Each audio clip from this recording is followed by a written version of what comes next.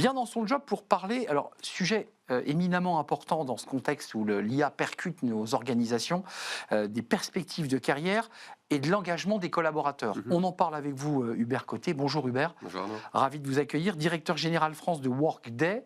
Alors vous étiez venu il y a presque un an, Oui, parce que chaque année, vous publiez, à travers les datas que vous avez, une photographie, je dirais quoi, de la situation des salariés, des collaborateurs dans l'entreprise. Il y a une idée forte qui ressort dans votre étude, il y a une sorte de crise silencieuse, de salariés un peu comme ça, en quiet quitting, qui bougent plus, qui sont plus engagés et qui ont un coût exorbitant pour l'entreprise. Ouais, alors effectivement, on publie toutes les années ce qu'on appelle le Global Workforce Report, qui est effectivement les grandes tendances du marché de l'emploi puisqu'on possède de la donnée. Alors plus que le quiet quitting, on voit une augmentation de l'attrition, donc des départs, des hauts potentiels, dans 100% des industries, mais dans certaines industries, type le retail, à plus de 64%.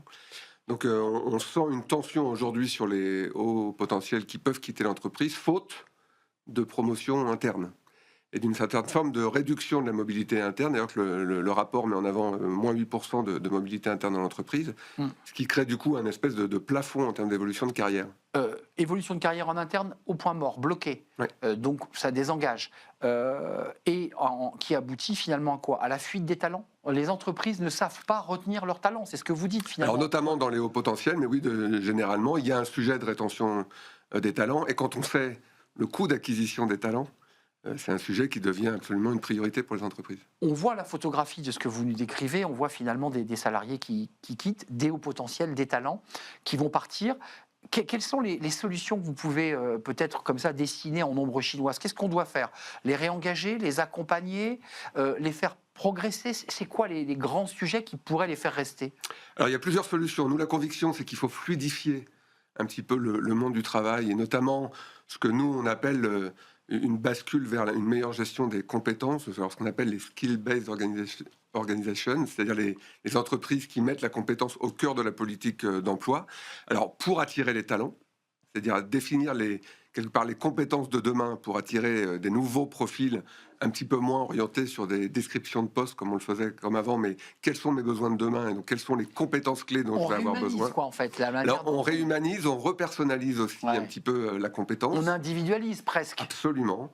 On pourrait parler de la symétrie des attentions comme dans le CRM. Pour attirer un client, il faut savoir lui parler son langage et avoir une approche personnalisée. C'est un peu la même chose avec les candidats et notamment de la nouvelle génération, ce qui permet d'acquérir des nouvelles compétences en entrée, mais aussi de fluidifier le marché de l'emploi interne des entreprises. Les marketplaces internes des entreprises se sont développés. Et là, l'idée, c'est de dire que par rapport à mes différents besoins dans l'entreprise, quelque part, est-ce que j'ai pas la compétence cachée dans mon organisation, plutôt que d'aller la chercher à l'extérieur et de chercher le mouton à 5 pattes. À condition d'avoir bien monitoré, bien criblé ses collaborateurs et de les connaître. Absolument. Donc il faut pour ça des systèmes qui permettent de collecter cette data un petit peu nouvelle sur les compétences et les aptitudes. Plus fines. Et c'est à ça que des technologies comme nous servent. Hubert Côté, il y a un autre sujet qu'on aborde beaucoup dans notre émission. Alors, on a une émission tech sur Bismart, mais elle impacte le monde du travail. C'est des stratégies IA.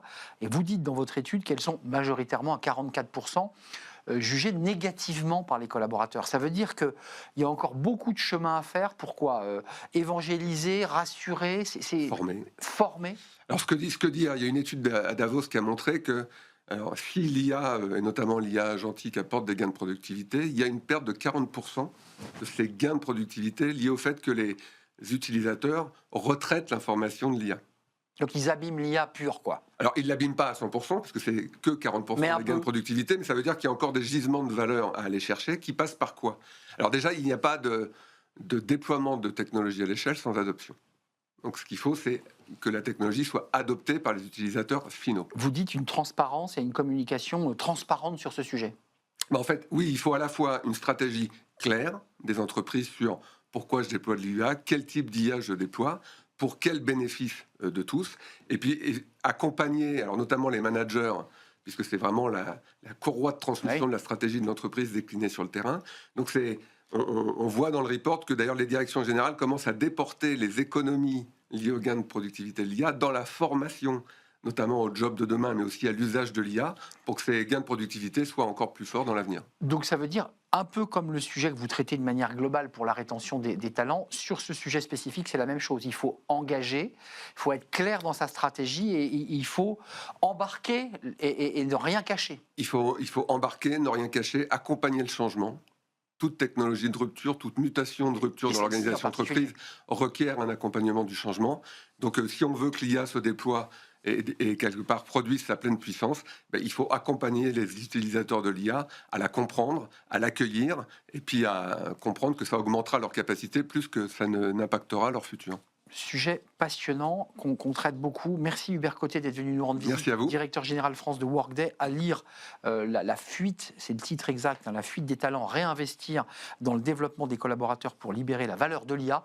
C'est sur votre site Workday à découvrir dans son intégralité. Merci Hubert de nous avoir rendu visite. J'ai envie de vous dire à l'année prochaine pour la prochaine étude pour voir sur quel thème vous allez travailler, quelles sont les datas qui vous sont remontées puisque vous vous inspirez des datas.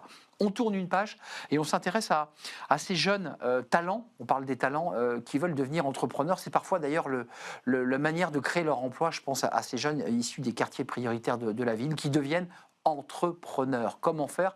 Comment se faire accompagner? Comment ne pas faire d'erreur? On en parle avec nos invités. C'est le débat du Cercle RH.